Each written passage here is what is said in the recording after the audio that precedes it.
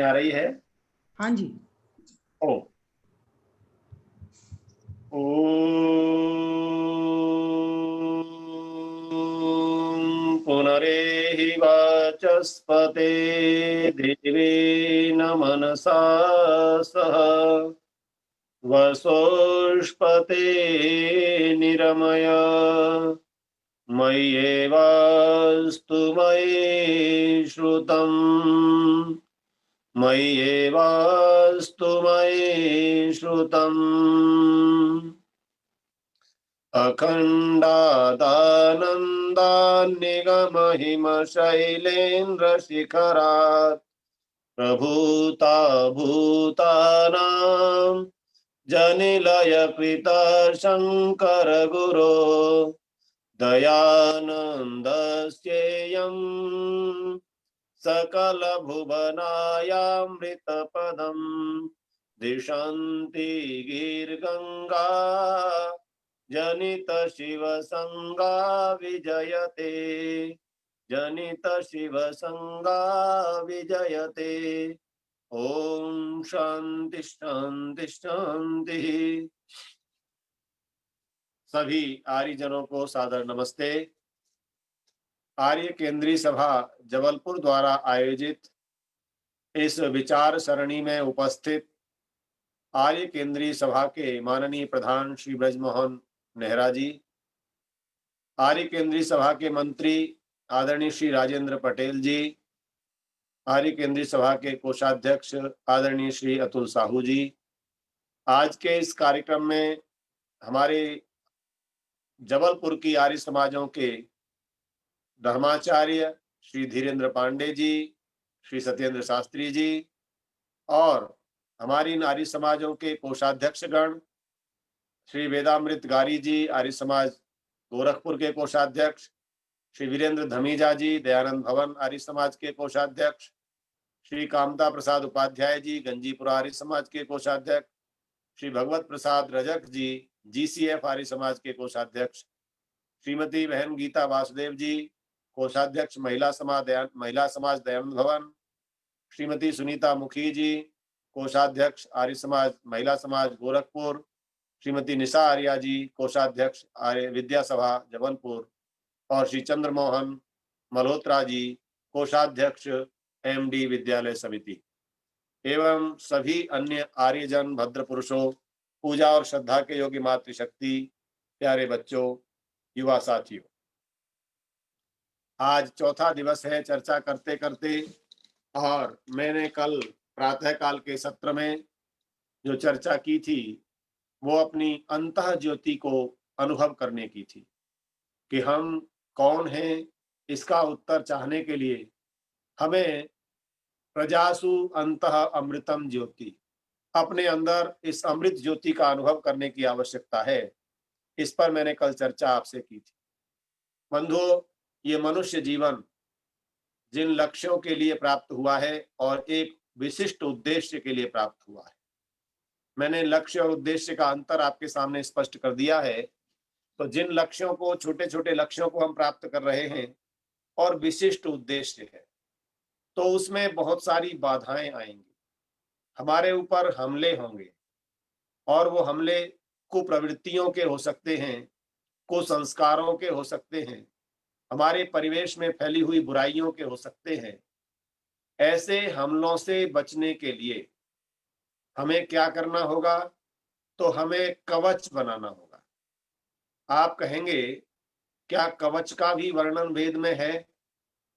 तो मैं निवेदन करूं कि प्रत्येक मनुष्य को सुरक्षित जीवन यात्रा संपादित करने का प्रत्येक वह संदेश, चाहे वह उसकी भौतिक उन्नति के लिए सहायक हो, चाहे आत्मिक उन्नति के लिए सहायक हो, वे सभी उपदेश हमारे वेद मंत्रों में निहित है। मैंने सामवेद के ही एक मंत्र से परमपिता परमात्मा से संबंध बनाने का, संबंध स्थापित करने की चर्चा आपके सामने की है और आज एक ऐसा मंत्र आपके सामने ले रहा हूं जिसके माध्यम से प्रत्येक मनुष्य अपने चारों तरफ कवच बना सकता है। और कवच क्या करेगा? कवच हमारी रक्षा करेगा। किससे रक्षा करेगा? हमारे जीवन के बाधक तत्वों से रक्षा करेगा। उद्देश्य की प्राप्ति में बाधा बन रही आदतों से रक्षा करेगा। हमारे परम लक्ष्य मोक्ष की प्राप्ति में आ रहे जितने भी अवरोध हैं उनको दूर करेगा। और उसी चर्चा में मैंने 2 दिन पहले आपसे कहा था कि हमारे जीवन में जो क्लेश हैं, उन क्लेशों का शमन करने के लिए हम निरंतर प्रयत्नशील रहेंगे तो जीवन की यात्रा सुखद बनेगी। और उन क्लेशों में से मैंने कुछ क्लेशों की चर्चा अष्टांग योग की चर्चा के विषय में परसों की थी आपसे। आज मैं निवेदन करने लगा हूं कि हम एक विषय अपने मस्तिष्क में लाएं। सबसे बड़ा जो क्लेश है वो प्रत्येक प्राणी के साथ है, लेकिन मनुष्य उससे ज्यादा भयभीत है, और उस क्लेश का नाम है अभिनिवेश क्लेश। कौन सा क्लेश है जी? अभिनिवेश। अभिनिवेश क्लेश का अर्थ आप में से अधिकतर श्रोता जानते होंगे। अभिनिवेश क्लेश कहते हैं मृत्यु का भय। मृत्यु का भय सभी को होता है, और केवल मनुष्य ही नहीं, प्राणी मात्र को मृत्यु का भय होता है। तो उस मृत्यु के भय रूपी क्लेश से बचने के लिए वेद में अनेक ऋचाएं आई, और अनेक ऋचाओं में यह कहा गया, हे मनुष्य, तू मृत्यु को प्राप्त नहीं होगा। विचार कीजिएगा, शब्द को अच्छी तरह श्रवण कीजिएगा। हे मनुष्य, तू मृत्यु को प्राप्त नहीं होगा। इसका अभिप्राय, मृत्यु किसी केवल शरीर मात्र के विनाश होने का नाम नहीं है। मृत्यु एक मनोदशा है। मृत्यु एक मन में आने वाली ऐसी बाधा है जिसे मानसिक रूप से हम भयभीत हुए जाते हैं, और ये सोचते हैं कि हम मर जाएंगे तो क्या होगा। अच्छा, एक बात बताइए, क्या इस जन्म से पहले हम मरे नहीं थे? अभिनिवेश क्लेश इसी का परिणाम है कि हम इस मृत्यु से पहले, इस जन्म से पहले भी अनेक बार मृत्यु को प्राप्त हो चुके हैं। तो ऐसे मृत्यु को प्राप्त होने का जो भय है, हमें मरने से बड़ा डर लगता है, तो आप उस डर को समाप्त करना ही मृत्यु को जीतना है। सामवेद के पूर्वार्चिक में 185वां एक मंत्र है, और उस मंत्र में कहा, हे मनुष्य, तू अपने चारों तरफ एक कवच बना। और मंत्र है, ओम यम रक्षन्ति प्रचेतसो वर्णो मित्रो अर्यमा न कि सह दभ्यते जनः। मंत्र कहता है, स जनः न दभ्यते, वह व्यक्ति मृत्यु को प्राप्त नहीं होता। उस व्यक्ति की मृत्यु नहीं होती। बोले किसकी नहीं होती? तो इसमें रक्षा करने वालों का वर्णन किया है, और रक्षा करने वाला एक कवच है। तो सबसे पहले अपने इस जीवन के कवच में किसको सम्मिलित करना है? क्या आप में से किसी व्यक्ति ने आज तक अपने इस कवच पर कोई चिंतन किया कि हम कवच बना रहे हैं कि नहीं? हाँ, बुलेट प्रूफ के नाम से बहुत सारी कंपनियां भारत में, विदेशों में कवच बनाती हैं, और हमारे कुछ बड़े बड़े पदों पर रहने वाले राजनेता, हमारे रक्षक, सेनाध्यक्ष, ये बुलेट प्रूफ पहनते हैं। उनका उद्देश्य है अपने शरीर की रक्षा करना, कि हम शत्रु के अस्त्रों से, शस्त्रों से बच सके। ये बाह्य शत्रुओं के लिए आप बुलेट प्रूफ पहनते हैं, लेकिन बहुत बड़े शत्रु हमारे अंतः शत्रु हैं, जो हमारे अंदर विराजमान। उन अंदर विराजमान शत्रुओं के विनाश के लिए क्या किसी के पास, किसी कंपनी से कोई कवच प्राप्त होता है, कोई बुलेट प्रूफ प्राप्त होता है, कोई उनके हमलों से बचाने का यंत्र, वस्त्र कुछ प्राप्त होता है? तो यह यंत्र, ये स्वाध्याय के द्वारा। देखिए, ये श्रावणी उपाकर्म श्री कृष्ण जन्माष्टमी का पर्व चल रहा है, और मैं आपको निवेदन करूंगा कि इस पर्व विशेष से लेकर कुछ समय तक निश्चित रूप से स्वाध्याय का समय बढ़ना चाहिए, क्योंकि वर्षा आदि होने से हमारे बहुत से कार्यों में समय कम लगता है। तो हमें क्या करना है? अपने स्वाध्याय का समय बढ़ाना, और हम स्वाध्याय के कवच को तैयार करेंगे। तो कैसे? पहले ही भाग में कहा, यम रक्षन्ति प्रचेतसः, जिस मनुष्य की रक्षा करने के लिए प्रचेतसः। प्रचेतसः का अर्थ जिनके उत्तम चित्त हैं, जिनकी चिति किति संज्ञाने। संज्ञान का अर्थ है जो ज्ञान से परिपूर्ण है, जो ज्ञान से सुशोभित है, जो ज्ञान से समृद्ध है, जिन्होंने अनेक प्रकार के ज्ञान को प्राप्त किया है, आत्मिक ज्ञान को भी, भौतिक ज्ञान को भी, व्यावहारिक ज्ञान को भी, मनोवैज्ञानिक ज्ञान को भी, आपत्तियों के निवारण के ज्ञान को भी प्राप्त किया है। ऐसे लोग हैं जिन्हें हमें अपना कवच बनाना है। परंतु हम तो अपने संबंध भी किनसे बना रहे हैं? अपने संबंध भी संसार में केवल और केवल, देखिए, रक्त संबंध है उनको तो बनाए रखना है, लेकिन और जो संबंध हम संसार में बनाते हैं तो उसमें एक विचार जरूर करना है कि हम उत्तम चित्त वाले लोगों को अपना रक्षा कवच बनाएं। उत्तम चित्त वाले, यहाँ पर चित्त पर बल दिया है, प्रचेतसः। प्र उपसर्ग है।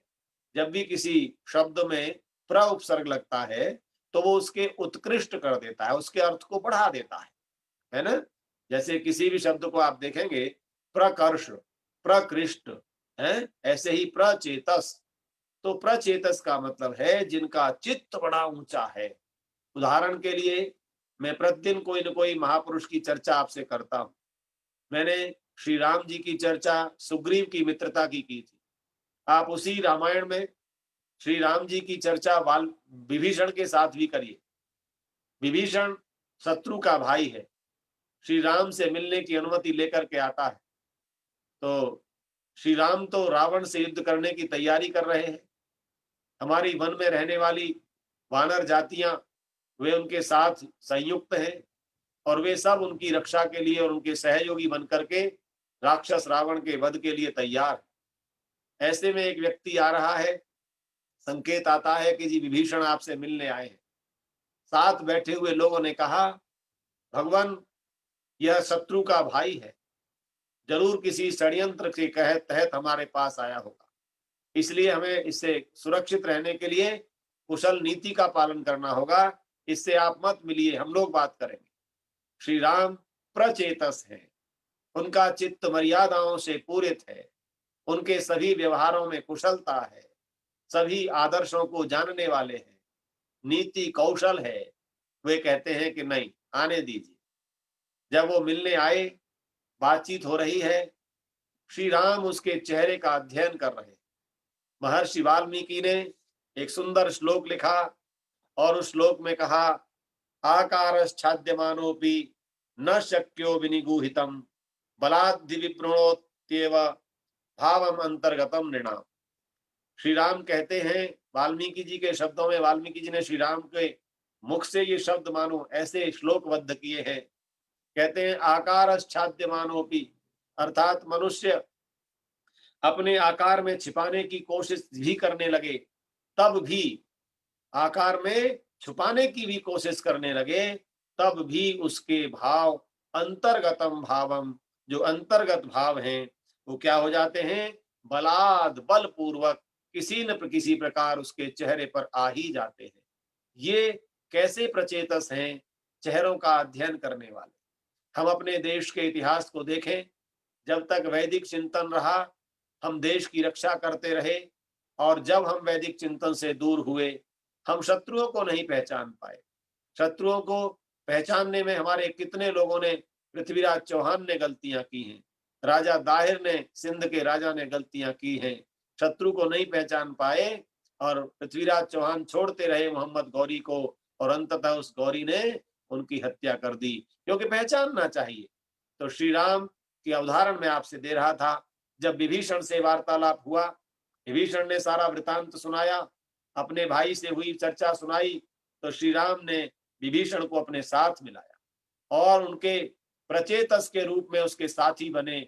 और परिणाम देख लीजिए, लंका पर विजय प्राप्त करने के बाद मर्यादा पुरुषोत्तम श्री राम प्रचेतस हैं, इसलिए वहां राज्य करने का मन नहीं बनाया।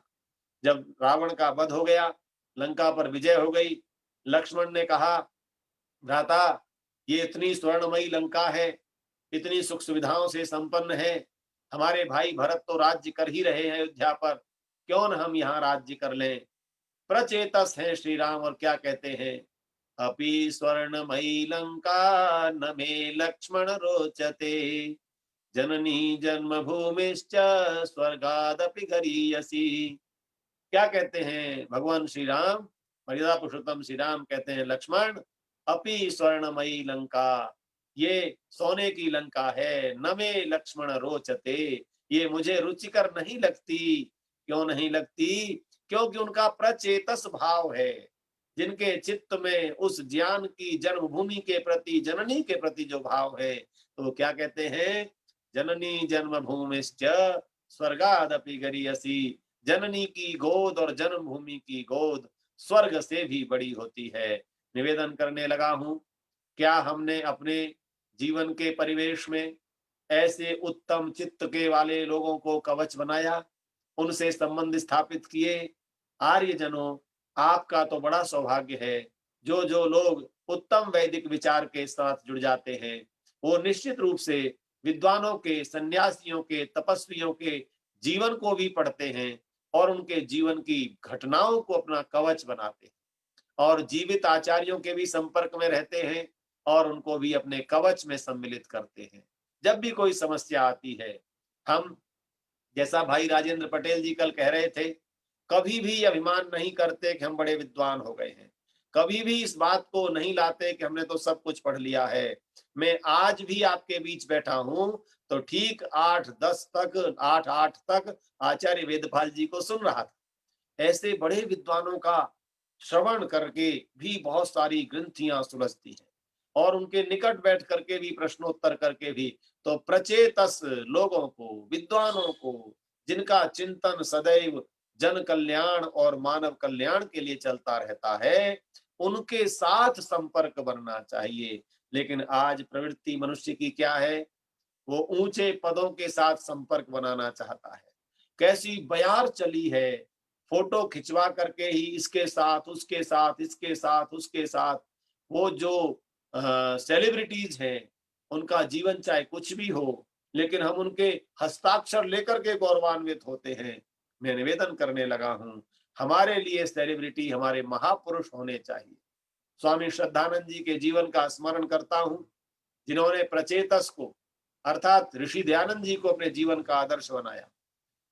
मुंशीराम एडवोकेट के रूप में आप उनको देखते हैं कि उनके जीवन को पढ़ें, अनेक दोष थे मुंशीराम एडवोकेट के, खान पान का भी दोष था, अन्य भी अनेक दोष थे, लेकिन वे श्री दयानंद, स्वामी दयानंद जी के प्रवचन सुनने के बाद जो उनमें परिवर्तन आया, जैसे ही ऐसे महान व्यक्ति के संपर्क में आए, तो जीवन कहाँ कीचड़ में पड़ा था और कहाँ हीरा जैसा जीवन हो गया। और उन्होंने गुरुकुल कांगड़ी विश्वविद्यालय की स्थापना की, स्वतंत्रता आंदोलन में अपने जीवन को झोंक दिया, अपने अनेक विद्यार्थियों को उस आंदोलन के समर्पित कर दिया। कैसा परिवर्तन आता है ऐसे उत्तम प्रचेतस लोगों के संपर्क से। बंधुओं, ऐसे ही दूसरा जो कवच बनाना है, कवच में सूत्र पिरोना है, मोती पिरोना है, उसको भी वेद मंत्र कहता है, यम रक्षन्ति वरुण, और जिसकी रक्षा स्वयं वरुण करते। वरुण शब्द आपने अनेक बार सुना होगा, वेद में अनेक सूक्त वरुण के संबंध में आते हैं। ये वरुण क्या है? कोई देवता है? लोगों ने कहा हाँ जी, जल का देवता वरुण है। हमारी जो भारतीय नौसेना है ना, उसके मोटो पे लिखा है शम वरुण। शम वरुण अर्थात जल हमारी रक्षा करे, जल का देवता वरुण हमारी रक्षा करे। तो लेकिन आप देखेंगे वरुण है क्या? संस्कृत के शब्दों को उनका ऑपरेशन करके देखना चाहिए, उनका विश्लेषण करके, उनकी व्युत्पत्ति। तो हमारा जो वरुण शब्द है, यह व्रीय वर्णे धातु से बना है, व्रीय वर्णे, और इसकी व्युत्पत्ति करेंगे तो वृणोति भक्तान व्रियते वा भक्तई। वरुण वह ईश्वर है जो गुणों के आधार पर अपने भक्त का वरण करता है, और जिसके द्वारा, भक्तों के द्वारा जिसका वरण किया जाता है। तो दो बातें हैं बंधु, एक तो हम उसका वरण करें और वह हमारा वरण करे। आप इन दोनों योग्यताओं को देखिएगा। जैसे कोई व्यक्ति मुझे मिला, बोले जी मेरी तो बहुत बड़े बड़े लोगों से परिचय है। मैंने कहा किस किस से? बोले प्रधानमंत्री नरेंद्र मोदी से मेरा परिचय है। तो मैंने कहा अच्छा, तो आप जानते हैं? बोले हाँ। मैंने कहा वे आपको? बोले इससे क्या परिचय पड़ता है, वो फर्क जानते हैं, वो जानते हैं कि नहीं? मैं उनको जानता हूँ, ये मेरा परिचय है। मैं निवेदन करा हूँ, वरुण शब्द के दोनों अर्थों को लीजिए। वृणोति भक्तान म्रियते वा भक्तई, अर्थात जो भक्तों का वरण करता है और भक्तों के द्वारा जिसका वरण होता है उसको कहा जाता है वरुण। हमारे वेद की ऋचाओं पर एक पुस्तक है वरुण की नौका। मैं आपको प्रतिदिन किसी न किसी एक पुस्तक का नाम बताता हूं। मेरा उद्देश्य क्या है? विद्वान तो कुछ दिन बोलेंगे, 4-5 दिन आपसे चर्चा करेंगे, लेकिन उसके बाद तो हमें ज्ञान का कवच इन पुस्तकों के माध्यम से ही मिलेगा, स्वाध्याय से ही मिलेगा। वरुण की नौका गुरुकुल कांगड़ी विश्वविद्यालय के बहुत बड़े विद्वान आचार्य प्रियव्रत वेद वाचस्पति जी हुए। उन्होंने वेदों के राजनीतिक सिद्धांत नाम से भी 3 भागों में बड़ा ग्रंथ लिखा और एक पुस्तक लिखी वरुण की नौका। ये नौका क्या है? आज इसको देखना है, क्योंकि हमारे जीवन की यात्रा में ये शरीर रूपी नौका हमको प्राप्त हुई है, लेकिन इस शरीर रूपी नौका को भी एक नौका चाहिए, एक नाव चाहिए जो हमें संसार सागर से पार लगाए। संसार सागर से पार जाने की इच्छा बहुत कम लोगों की होती है। जिनकी होती है उनके लिए मैं चर्चा कर रहा हूँ। संसार में डूबे रहने वाले लोगों के लिए कोई ज्ञान चर्चा लाभकारी नहीं होती। हाँ, यदि उनके अंदर जिज्ञासा है, यदि भावना है कि मुझे संसार रूपी सागर से पार उतर करके आनंद का अनुभव करना है, तो अपने नौका को प्राप्त करना है। और वो नौका कौन है? वरुण की नौका है। ये वरुण देव कौन है? इसको ही मैं निवेदन कर रहा हूं। अनेक सूक्तों में वरुण को कहा गया, हमारे जीवन के पाशों को काटने वाली शक्ति है वरुण। पाश है, पाशों के बंधन में जीवन बंधा हुआ है। आप सभी यज्ञ करते हैं, याज्ञिक हैं। कल आदरणीय श्री राजेंद्र पटेल जी कह रहे थे कि जिनका नाम आपने लिया वो दैनिक यज्ञ करते हैं। मैं चाहता हूं कि जिन जिन के नाम में लूं या न लूं, जो जो भी मेरे इस प्रवचन के साथ जुड़ रहे हैं, उनके घरों में यज्ञ की अग्नि प्रज्वलित होना प्रारंभ हो जाए, क्योंकि यज्ञ की अग्नि हमारे जीवन को सुरक्षित करती है, कवच बना देती है। एक औरा हमारे घर में बन जाता है। यज्ञ की अग्नि होने से न केवल विषाणु वायरस मरते हैं, अपितु हमारे अंदर के वायरस भी मरते हैं। हमारे अंदर भी देव पूजा, संगतिकरण और त्याग की भावना का विकास इतना अच्छा होता है कि मैं जीवन को यज्ञमय बनाने का संकल्प कर सकता हूं। तो मैं निवेदन कर रहा था, यज्ञ की चर्चा मैंने आपसे की, ग्रंथ की चर्चा की। उसी यज्ञ में एक मंत्र बृहद यज्ञ में आप लोग बोलते होंगे, जिसमें वरुण देवता के द्वारा पाशों को काटने की प्रार्थना है। मंत्र में कहा गया है, उत उत्तमम वरुण पाशम अस्मत् अवाधमम विमध्यमम शथाय। हे वरुण, हम आपसे निवेदन करते हैं, हमारे जीवन में जो वृत्र के पाश बंध गए हैं। वृत्र, वृत्र कौन है? एक राक्षस माना गया है वृत्र को, अर्थात ऐसे पाप रूपी दोषों के जो पाश बंध गए हैं, ये पाश मुझे काटने हैं प्रभु। और कब काटेंगे? हे वरुण, जब तेरी गोद मुझे मिलेगी, तेरा आश्रय मुझे मिलेगा, तेरा सानिध्य मुझे मिलेगा, तो तू मेरे पाशों को काट देगा। जिस समय महात्मा महर्षि दयानंद सरस्वती जी बरेली में प्रवचन देने के लिए आए हुए हैं, वहां पर एक कोतवाल है नानक चंद। नानक चंद कोतवाल का एक युवक पुत्र है, मुंशीराम एडवोकेट, नास्तिक है, बहुत विदेशी अंग्रेजी ग्रंथों का अध्ययन करता है, लेकिन ईश्वर में विश्वास नहीं करता। नानक चंद जी घर में पूजा पाठ करते, उसमें सम्मिलित नहीं होता। धार्मिक आयोजन होते, उसमें सम्मिलित नहीं होता। नानक चंद जी की ड्यूटी स्वामी जी के प्रवचनों के लिए लगी, सुरक्षा के लिए। तो नानक चंद जी ने पहले दिन प्रवचन सुने। लगा एक सन्यासी कसाय वेश में, इतना आकर्षक व्यक्तित्व, एक ओजस्वी चेहरा, और उनके व्याख्यानों में इतना गांधीर्य, वेदों का गंभीर ज्ञान और संसार में फैली हर बुराई पर अपनी तर्क शक्ति के द्वारा उत्तर देने की शक्ति। नानक चंद जी बहुत प्रभावित आकर अपने पुत्र से कहा, बेटा केवल एक बार मेरे आदेश मानकर, मेरे सुझाव को मानकर तुम उनके प्रवचन सुनने चलो। मुंशीराम एडवोकेट ने कहा, ये बाबे क्या प्रवचन देते हैं, ये बाबा क्या प्रवचन दे रहे होंगे? बोले नहीं, आज तुम चलो। मुंशीराम एडवोकेट जिस प्रवचन में गए बंधुओं, पहले दिन प्रवचन सुना, कहा मैं आपसे कुछ प्रश्न कर सकता हूं? उन्होंने कहा हाँ पूछो। बहुत सारे प्रश्न किए, फिर उत्तर मिलते रहे। अब प्रश्न करने की क्षमता नहीं रही, हाथ जोड़ करके आ गए, फिर सुनने गए। जब 2-3 दिन प्रवचन सुने, कहने लगे स्वामी जी आपकी बातें तो तार्किक हैं, लेकिन मुझे अभी भी ईश्वर की सत्ता पर विश्वास नहीं हुआ। स्वामी दयानंद जी ने, ऋषिवर ने कहा, हे मुंशी राम, युवक, मैंने कब कहा कि मैं तुम्हें ईश्वर पर विश्वास करा दूंगा? ध्यान दीजिएगा, ऋषि का एक एक वाक्य हमारे जीवन के लिए अनुकरणीय है। मैंने कब कहा कि मैं तुम्हारा ईश्वर पर विश्वास करा दूंगा? अरे, नायं आत्मा प्रवचनेन लभ्यः, न मेधया न बहुश्रुतेन, यम एव एष वृणुते तेन लभ्यः, एष धर्मः सनः। क्या कहते हैं? हे मुंशी राम, अयम आत्मा अर्थात स्वयं का आत्मा भी और परमात्मा भी, न प्रवचने न लभ्य, ये केवल प्रवचन सुनने से प्राप्त नहीं होता। न मेधया, मैं बात को स्पष्ट कर रहा हूं, केवल प्रवचन सुनने से नहीं होता, इसका मतलब ये नहीं है प्रवचन ना सुने आप।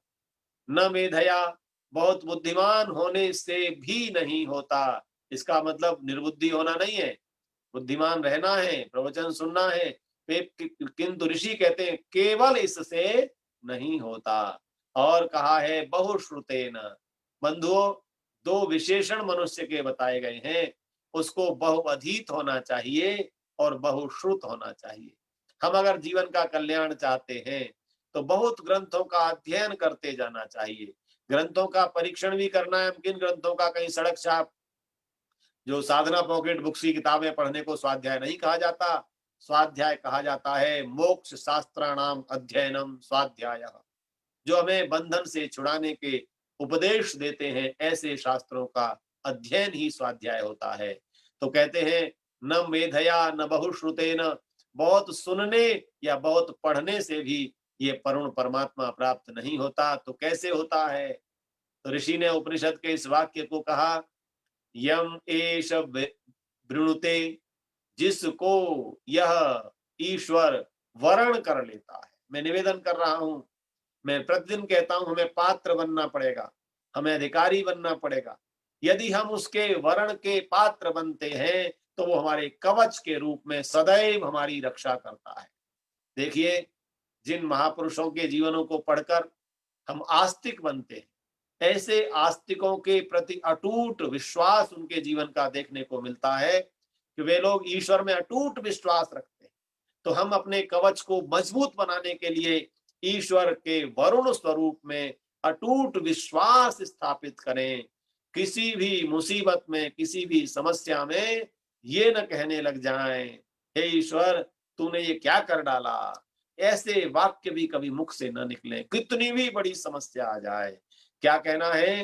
हे ईश्वर आप बड़े दयालु हो, न्यायकारी हो, ये जो मुसीबत मेरे ऊपर आई है ये मेरे किसी न किसी कर्म का फल है, और प्रभु तेरे शक्ति से, तेरे आशीर्वाद से इससे भी बाहर निकल करके आ जाऊंगा। ऐसे वरुण में अटूट विश्वास हमारी जीवन यात्रा में कवच का कार्य करता है। तो बंधुओं, वरुण को कवच बनाना, मैं कह रहा था वरुण हमारे पाशों को काटने वाली शक्ति है। कैसे काटती है? जब हम प्रतिदिन उस ईश्वर का चिंतन करते हैं, उसके गुणों के साथ स्वयं को जीवन में धारण करने का संकल्प करते हैं कि हमारे जीवन में भी वे गुण आ जाएं, तो वह वरुण हमारी रक्षा करना प्रारंभ कर देता है। आप देखिए, ईश्वर विश्वासियों की रक्षा किन किन परिस्थितियों में होती है, और जो ईश्वर विश्वासी नहीं होते वो छोटी सी समस्या से टूट जाते हैं। इसीलिए ऋषिवर देव दयानंद जी ने भक्ति की जब व्याख्या की, तो आप देखिए ना, जिन मंत्रों को, 8 मंत्रों को आप बोलते हैं, विश्वानि देव से लेकर अग्नि नय तक, उनमें शुरू के जो मंत्रों में हविषा विधेम का अर्थ ऋषि करते हैं, अलग अलग अर्थ करते हैं। कस्मई देवाय हविषा विधेम, उसमें एक मंत्र में कहते हैं भक्ति अर्थात उसकी आज्ञा पालन करने में तत्पर रहना चाहिए। उस परमपिता परमात्मा की आज्ञा को पालन करना ही उसकी भक्ति है। भक्ति अर्थात हम कब कवच बना पाएंगे? कब उस वरुण के सानिध्य को प्राप्त कर पाएंगे? जब हम उनकी आज्ञाओं का पालन करेंगे। ईश्वर की आज्ञाएं वेद की ऋचाओं में भरी पड़ी हैं, उपनिषदों की कथाओं में भरी पड़ी हैं, हमारे ब्राह्मण ग्रंथ आरण्य ग्रंथों में भरी पड़ी हैं। ब्राह्मण शपथ ब्राह्मण के अनेक वाक्य आपको याद रहते हैं। यज्ञ वही श्रेष्ठ तमम कर्म, स्वर्ग कामो यजेत, वेद की ऋचा ईजाना स्वर्गम यन्ति लोका। अनेक ऋचाओं में, अनेक कथनों में हमारे जीवन के आदेश हैं, प्रभु ने दिए, ऋषियों ने दिए। तो वरुण के पास, वरुण के द्वारा पाश कब कटेंगे? जब हम उसके पात्र बन जाएंगे। तो बंधुओं, इस स्वाध्याय से, साधना से, ध्यान से, चिंतन से, अपने व्यवहार से हमें पात्र बनना है। तो वरुण के पास 3 प्रकार के हमारे शरीर में लगे हुए हैं।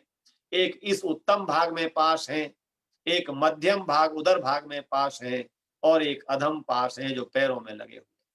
इसमें कौन कौन से पाश लगे हुए हैं? कभी अपनी इन इंद्रियों के पाशों का, बंधनों का चिंतन करते हैं। जब हम महामृत्युंजय मंत्र का पाठ करते हैं तो कहते हैं, मृत्योर्मुक्षीयमामृतात्, हे परमात्मन मुझे मृत्यु से छुड़ाइए। वही आज बात मैं कह रहा हूं, मुझे मृत्यु के बंधन से, मृत्यु के भय से छुड़ा दीजिए, मुझे कभी भी मृत्यु का भय न लगे। बंधुओं, जिन क्रांतिकारियों ने भारत की आजादी के लिए अपने प्राणों की आहुतियां दी, वो कहीं न कहीं किसी न किसी रूप में स्वाध्याय अवश्य करते थे। आप किसी भी क्रांतिकारी का जीवन पढ़िए, वो इन भारतीय महापुरुषों के जीवन पढ़ते थे, ग्रंथ पढ़ते थे, और उन ग्रंथों में भरे हुए इस आत्मज्ञान से भरे हुए थे। उन लोगों के, परसों हमारे एक सज्जन कह भी रहे थे आपकी ही चर्चा में जब धन्यवाद की बात आ रही थी, कि ऐसे ऐसे लोग हैं, चाहे भगत सिंह रहे हो, चाहे राम प्रसाद बिस्मिल रहे हो, उन सब ने कहीं न कहीं ऋषि के ग्रंथों को पढ़ा, यज्ञ से जुड़े, परिवार में यज्ञी भावना आई, तो उन्होंने प्राणों की चिंता नहीं की, लक्ष्यों के लिए, भारत माता के लिए अर्पित कर दिया। ऐसे व्रत का बंधन कब लगता है? जब वरुण हमारे कवच में सम्मिलित होता है। तो समय तेजी से बढ़ रहा है। मैं मंत्र के भाव को 2 कवच के सूत्र मैंने आपको अभी दिए हैं। एक तो हम प्रचेतस, उत्तम ज्ञान से युक्त, उत्तम व्यवहार से युक्त बड़े बड़े विद्वानों को अपने जीवन का कवच बनाए। इसीलिए प्राचीन काल में सभी लोग प्रायः, उपनिषद की कथाओं को आप पढ़ें तो वर्ष में से कोई न कोई समय निकाल करके ऋषियों के आश्रमों में जाकर रहते थे, तपश्चर्या का जीवन जीते थे, सुख सुविधाओं से दूर रह करके आत्मज्ञान के लिए समय निकालते थे। इसी के उदाहरण के रूप में आर्य समाज की अनेक संस्थाएं शिविर लगाती हैं, चाहे रोजड़ में लगते हो, चाहे तपोवन देहरादून में लगते हो, कि आपसे कहा जाता है कि आइए कुछ समय के लिए आत्मशोधन के लिए इस समय को निकालिए। तो वो कवच बनाने का ही कार्य करते हैं। हम इस मनुष्य जीवन में दोनों प्रकार की सफलताएं चाहते हैं, भौतिक उन्नति भी चाहते हैं और आत्मिक निश्रेयस की प्राप्ति करना भी चाहते हैं। तो इन भौतिक और निश्रेयस की प्राप्ति के लिए हमें अपने इन प्रचेतस विद्वत जनों को कवच बनाना होगा, जिनके साथ बैठकर केवल ऐसे विद्वानों को कवच मत बना लेना, जिसको आज बना करके बहुत से लोग देखते हैं, ऐसे ऐसे गुरुओं को बनाया इस अंध श्रद्धा ने, ऐसे लोगों ने जिनके जीवन में चिंतन नहीं है और जेलों में पड़े हुए, उनके भी हजारों लाखों भक्त देश में हैं। ऐसे प्रचेतस लोग नहीं है जो केवल और केवल व्यापार चला रहे हैं प्रवचन के नाम पर। हमें ऐसे किसी लोगों को प्रचेतस के रूप में कवच नहीं बनाना, परीक्षण करना, प्रचेतस का भी परीक्षण करना, उनकी बातचीत में कितना त्याग है, सात्विकता है, कल्याण की भावना है। ये प्रवचन केवल और केवल किसी सामाजिक प्रतिष्ठा की प्राप्ति के लिए तो नहीं चल रहा, कहीं आश्रम बना करके बड़ी बड़ी गाड़ियों में घूमने के लिए तो नहीं चल रहा। ऐसे प्रचेतस नहीं होते, ध्यान रखना। हमें गाड़ी में घूमना कोई बुरी बात नहीं, पर वही उद्देश्य जिनका है वो प्रचेतस नहीं है। वरुण को कवच बनाना है। तो मैं निवेदन कर रहा था, इस भाग के बंधनों को काटने की शक्ति कौन देगा? तो वरुण देगा। उसकी साधना से हमारे ज्ञानेंद्रियों में जो बंधन लगे हैं, चाहे वो आंख हो, कान हो, इन 2 में तो विशेष बंधन है। आंख में क्या बंधन है? दूसरे की उत्तम वस्तु को, बड़ी वस्तु को देखते ही ये लगता है ये मेरे पास भी आ जाए। प्रतिस्पर्धा में विद्यार्थी अच्छे अंक लाना चाहता है, अच्छी बात है, लेकिन यदि हम केवल और केवल इन्हीं वस्तुओं पर केंद्रित होकर जीवन चला रहे हैं तो ये मेरे आंख का बंधन है। मेरे कान सब सर्वाधिक सुख किस में अनुभव करते हैं, जरा विचार कीजिएगा। अपने अपने निरीक्षण भी करने हैं हमको। प्रातः काल की आध्यात्मिक चर्चा का उद्देश्य होता है निरीक्षण करते जाना, और कोई दोष यदि मुझे लग रहा है कि जो आचार्य जी ने कहा मेरे अंदर भी है। कान के दो बड़े दोष, एक तो है आत्म प्रशंसा सुनना, मेरी प्रशंसा लोग करते रहे। जिस दिन पहले दिन आदरणीय श्री राजेंद्र पटेल जी ने कहा कि परिचय बोल रहे थे, तो वहीं से अगर ये आ जाए कि मेरे पास तो इतनी विद्या है, इतना विद्वान हूं, इतनी प्रतिष्ठा है, ये मेरे कान का दोष है। लोग कहें ठीक है, औरों में प्रभाव डालने के लिए कि अमुक विद्वान के पास ये योग्यताएं हैं, जिससे कि आप सुनने में श्रद्धा पैदा कर लें कि हाँ भाई ये योग्यता वाला व्यक्ति बैठा है। लेकिन मुझे यदि कान में प्रशंसा सुनने की आदत पड़ गई है तो समझ लीजिए मेरा ये श्रोत्र का दोष है, बंधन है, और ये बंधन वरुण के निकट नहीं जाने देगा। तो वरुण से प्रार्थना करनी। और दूसरा दोष है कान का, दूसरों की बुराई को सुनना, अपनी प्रशंसा सुनना और दूसरों की बुराई सुनना, ये दो दोष हैं कान। इसको बचना है, इससे दोनों से बच जाइए। मैं एक परिवार को जानता हूं जो एमईटी विश्वविद्यालय का परिवार है। मेरा उस घर में जाना होता है, चौहान परिवार में, डिफेंस कॉलोनी दिल्ली में।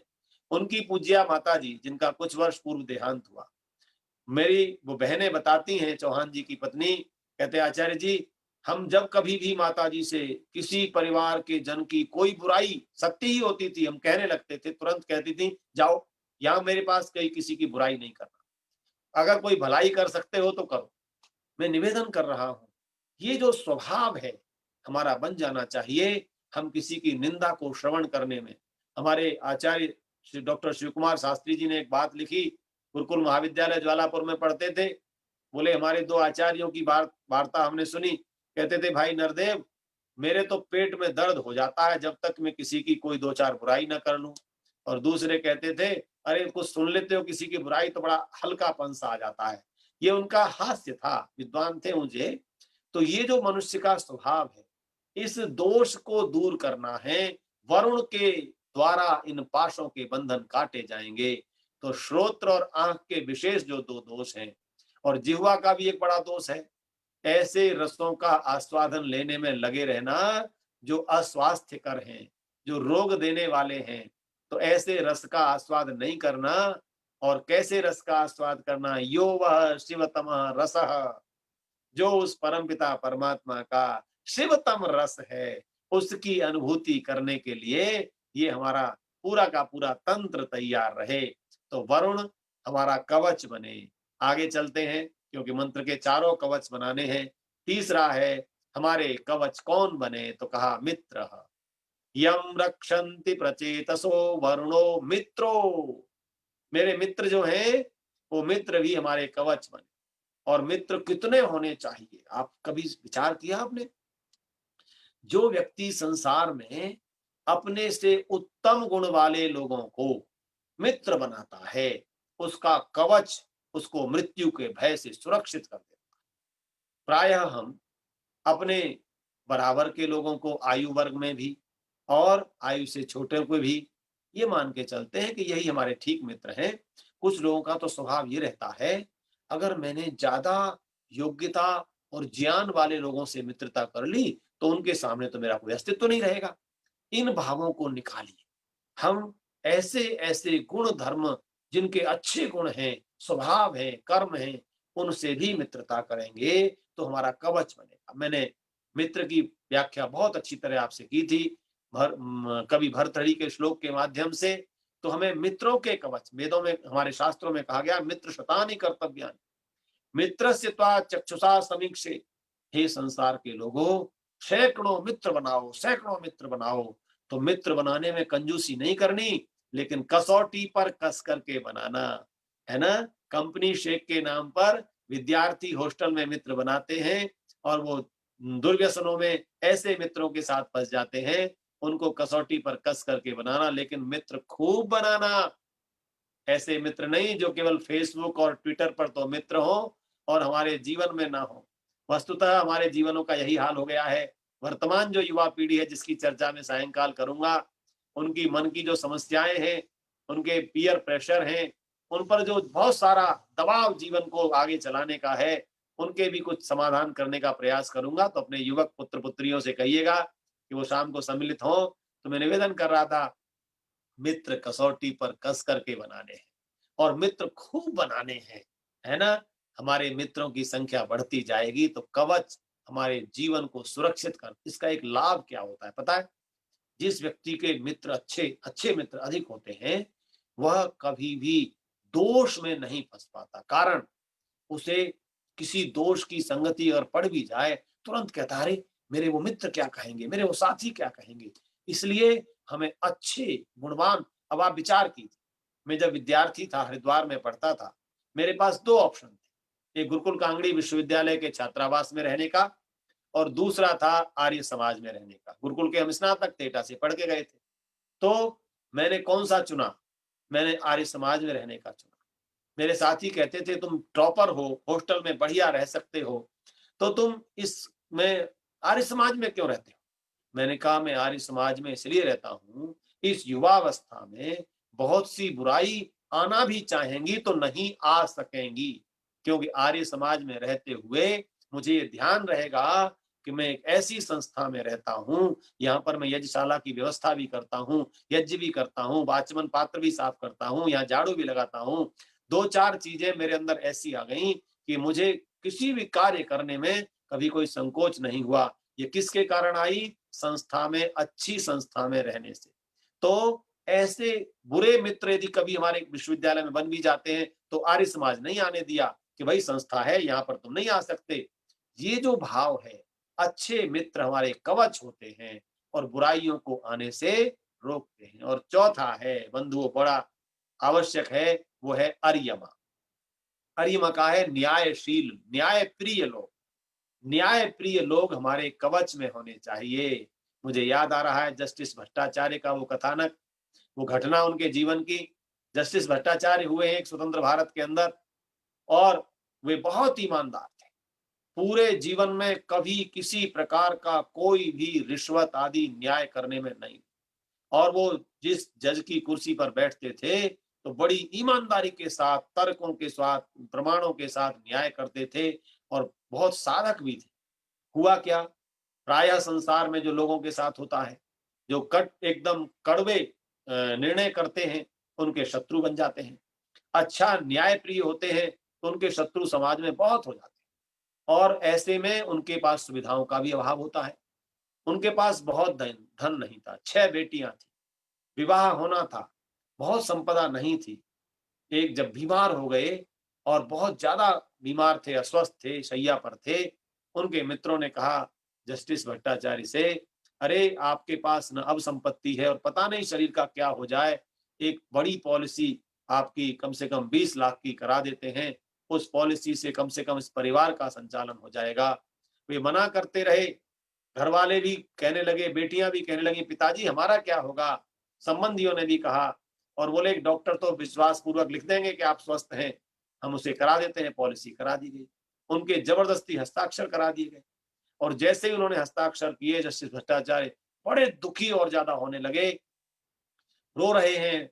लोगों ने कहा, आपको बड़ा कष्ट है प्रभु, अब तो प्राण निकल जाए। बोले, जब तक ये प्राण नहीं निकलेंगे, जब तक कि आप लोग उस पॉलिसी पर जो मेरे हस्ताक्षर कराए हैं, मैंने पूरे जीवन की जो संपत्ति थी, पूरे जीवन जो सत्य और न्याय पर जीवन को जिया था, वो संपदा अर्जित की थी, आपने झूठे हस्ताक्षर कराकर कि मैं स्वस्थ हूं, ऐसी पॉलिसी पर हस्ताक्षर करा दिए। मेरे प्राण तब तक नहीं निकलेंगे जब तक कि मेरे उस पॉलिसी के बॉन्ड को खत्म न कर दिया जाए। ऐसे न्यायप्रिय लोगों पर धरती टिकी हुई है बंधुओं। यही हुआ, परिवार के लोग भी बहुत आंसुओं से मग्न थे। उन्होंने कहा, पिताजी हम नहीं चाहिए, आपके आदर्शों में कोई बाधा नहीं बनेंगे, हम जैसे भी जीवन जीना होगा जी लेंगे। प्रभु आपके इस प्राणों को कम से कम शांति के साथ निकल। ये जो भावना है, ऐसे न्याय प्रिय लोग हमारे जीवन में जब कवच बनते हैं, तो फिर क्या होता है? हमारी मृत्यु का भय कदापि हमारे जीवन में नहीं आता। न कि सदभ्यते जना, वेद की ऋचा कहती है, ऐसे न्याय प्रिय लोगों को अपने कवच में बनाइए। तो बंधुओं, प्रातः काल का आध्यात्मिक चर्चा का विषय है हम अपने जीवन को इतना सुरक्षित बनाते जाएं, इतना सुरक्षित बनाते जाएं। ईश्वर की आस्था तभी सुदृढ़ होगी जब हमारा ये कवच सुदृढ़ होगा।